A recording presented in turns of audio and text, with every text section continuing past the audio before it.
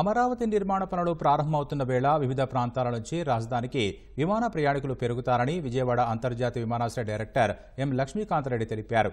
గతంలో సింగపూర్కు 6 నెలల పాటు విమాన సర్వీసులు అందించామని, మళ్లీ ఇప్పుడు సింగపూర్, థాయిలాండ్, శ్రీలంక, దుబాయ్ దేశాలకు సర్వీసులు కావాలని ప్రయాణికుల నుంచి డిమాండ్ వస్తుందన్నారు.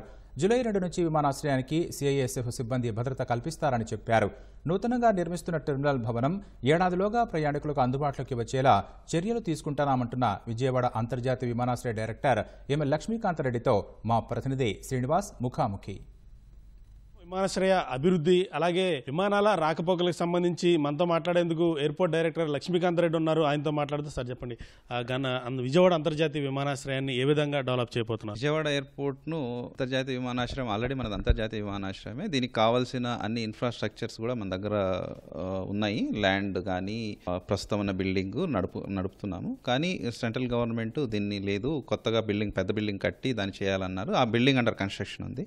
ఆ బిల్డింగ్ అయిపోతే కనుక ఇంకా అంతర్జాతీయ స్థాయి సేవలు మనకు అందుబాటులో రాబోతున్నాయి. ఇంటర్నేషనల్ కార్గో సేవలు అనేవి గతంలోనే తీసుకొచ్చారు. ఇప్పుడు అసలు ఎలా ఉంది కార్గో సేవలు? కార్గో సేవలు మీరు అన్నట్టుగా గత కొద్ది కాలంగా నిలిపివేయబడ్డాయి. అవుట్ గోయింగ్, ఇన్కమింగ్ అయితే యథావిధిగా నడుస్తున్నాయి. అవుట్ గోయింగ్ ఆపబడ్డాయి. ఎందుకంటే సెక్యూరిటీ ఇష్యూస్ కొన్ని రావడం వల్ల సెక్యూరిటీ క్లియరెన్స్ లేదని పాత ఏజెన్సీ వాళ్ళు తెచ్చుకోలేకపోయారని సెక్యూరిటీ ఏజెన్సీ ఆపడం జరిగింది.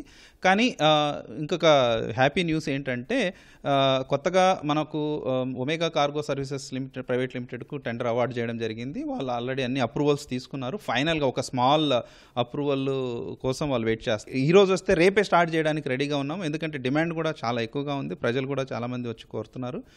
ష్రింప్స్ కానీ, ఫిషెస్ కానీ, ఫ్లవర్స్ కానీ ఇవన్నీ వేరే ప్లేసెస్కి మనం ట్రాన్స్పోర్ట్ చేస్తే ఒకటి రైతులకు లాభము, 2 ఎయిర్పోర్ట్కి లాభము, కార్గో ఆపరేటర్కి లాభం. ఆనరబుల్ సివిల్ ఏవియేషన్ మినిస్టర్ గారు రామ్మోహన్ నాయుడు గారు ఇక్కడ ఆల్రెడీ 3 సార్లు రావడం జరిగింది. వచ్చి ఎయిర్పోర్ట్ డెవలప్మెంట్ కావాల్సిన అన్ని స్టెప్స్ ఖచ్చితంగా తీసుకోవాలి, టాప్ ప్రయారిటీ ఇవ్వాలి అన్నట్టుగా చెప్పారు. అందుకు అనుగుణంగానే మేము కూడా స్టెప్స్ తీసుకుంటున్నాము.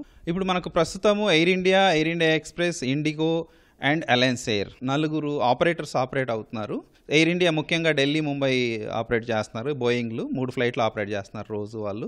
Air India express international Sharjah flights operate చేస్తున్నారు. డొమెస్టిక్ హైదరాబాద్కి ఈ మధ్య మీకు తెలుసు, ఈ మధ్యనే హైదరాబాద్కి మనకు బోయింగ్ ఫ్లైట్ స్టార్ట్ చేశారు.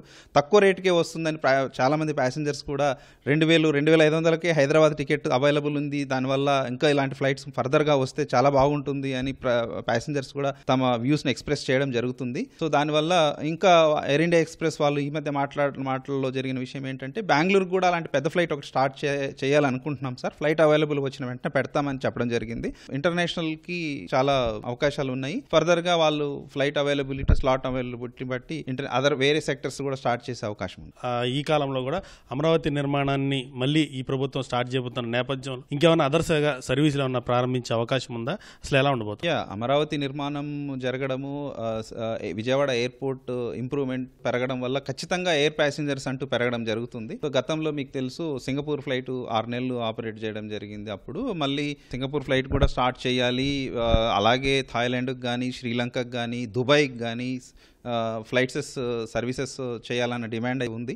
మేము మాత్రం వాళ్ళకి కావాల్సిన అంత ఇన్ఫ్రాస్ట్రక్చర్, ఏ ఫ్లైట్ వచ్చినా కూడా మ్యాక్సిమం ఇన్ఫ్రాస్ట్రక్చర్ ప్రొవైడ్ చేసి వాళ్ళకి సహకరించి విజయవాడ ఎయిర్పోర్ట్లో నుంచి ఈ విజయవాడ పరిసర ప్రాంతాల ప్రజలకు సర్వీసెస్ అందజేయడానికి మాత్రం మేము సిద్ధంగా ఉన్నాం. ఎయిర్పోర్ట్ అనేది సిఐఎస్ఎఫ్ భద్రతా వాళ్ళు తీసుకుంటున్నారంటూ కూడా ప్రచారం జరుగుతుంది. దీనిలో వాస్తవం ఎంత? ఒకవేళ తీసుకుంటే కనుక వాళ్ళ పరిధిలోకి ఈ అంతర్జాతీయ విమానాశ్రయం ఎప్పుడు వెళ్ళే అవకాశం ఉంది? మనకు వచ్చిన ఆర్డర్స్ ప్రకారము 2 జూలై నుంచి సిఐఎస్ఎఫ్ టేక్ ఓవర్ చేసుకుంటుంది అని మాకు హెడ్ క్వార్టర్ నుంచి ఆర్డర్స్ వచ్చాయి.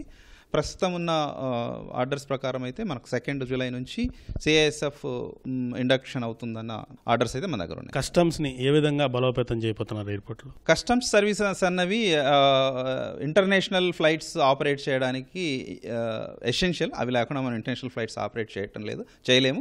సో కస్టమ్స్తో ఎయిర్పోర్ట్స్ అథారిటీ ఆఫ్ ఇండియా ఒక MOU చేసుకుంది. ఎప్పుడైతే ఫ్లైట్స్ ఉంటాయో అప్పుడు వాళ్ళు వచ్చి మనకు ఫెసిలిటీస్ అయితే అన్నీ ఉన్నాయి, కానీ ఫ్లైట్ టైమింగ్స్లో వచ్చి కస్టమ్స్ కౌంటర్స్ ఆపరేట్ చేసి కస్టమ్స్ క్లియరెన్స్ చేసేసి వాళ్ళు మళ్ళీ వాళ్ళ బేస్కి వెళ్ళిపోతారు. మనకు రెగ్యులర్గా ఫ్లైట్స్ ఉంటే రెగ్యులర్గా వస్తారు. ఇంకా ఫర్దర్గా ప్రతి మేజర్ సిటీకి ఫ్లైట్ ఉండాలంటే ప్యాసింజర్స్ అవైలబిలిటీని బట్టి ఎయిర్లైన్స్ ఫీజిబిలిటీ అవుతుంది అనుకుంటే దగ్గర మనకు నియర్ బై ఎయిర్పోర్ట్స్ ఏవైతే చిన్న ఫ్లైట్స్తో ఆపరేట్ చేయగలమో అన్నీ కనెక్ట్ అయి ఉన్నాయి.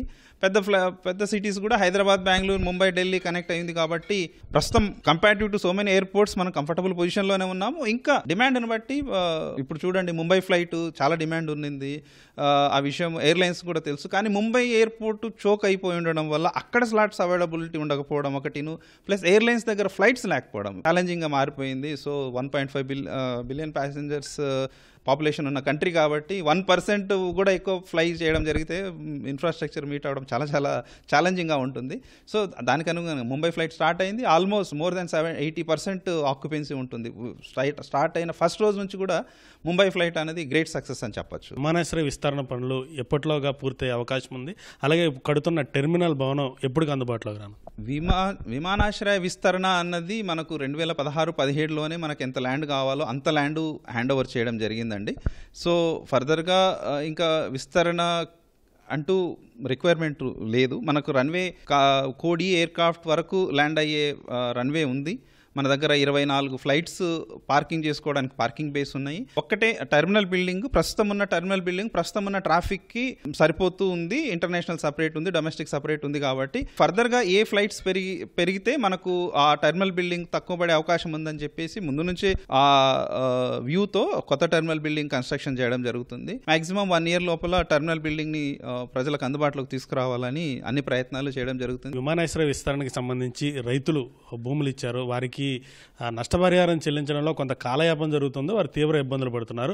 ఇప్పుడు వరకు కూడా ఎంతమంది రైతులకు నష్టపరిహారం అందించారు, ఎంతమందికి ఇవ్వాలి? అసలు రైతుల పరిహారంకి సంబంధించినంత వరకు రెవెన్యూ అథారిటీస్ తీసుకుంటారు. ఎయిర్పోర్ట్ అథారిటీ రెస్పాన్సిబిలిటీ ఏంటంటే మాకు land free of encumbrance, free of legal issues మాకు ల్యాండ్ అలొకేట్ చేస్తే దాన్ని డెవలప్ చేయడం వరకు మా రెస్పాన్సిబిలిటీ. కాంపన్సేషన్ అనేది స్టేట్ రెవెన్యూ అథారిటీస్. మొత్తంగా విజయవాడ అంతర్జాతీయ స్థాయి విమానాశ్రయాన్ని పూర్తి స్థాయిలో అభివృద్ధి చేస్తున్నట్లు డైరెక్టర్ లక్ష్మీకాంత్ రెడ్డి చెప్తున్నారు. కెమెరామెన్ సైదాతో శ్రీనివాస్, ఈటీవీ న్యూస్, కృష్ణా జిల్లా.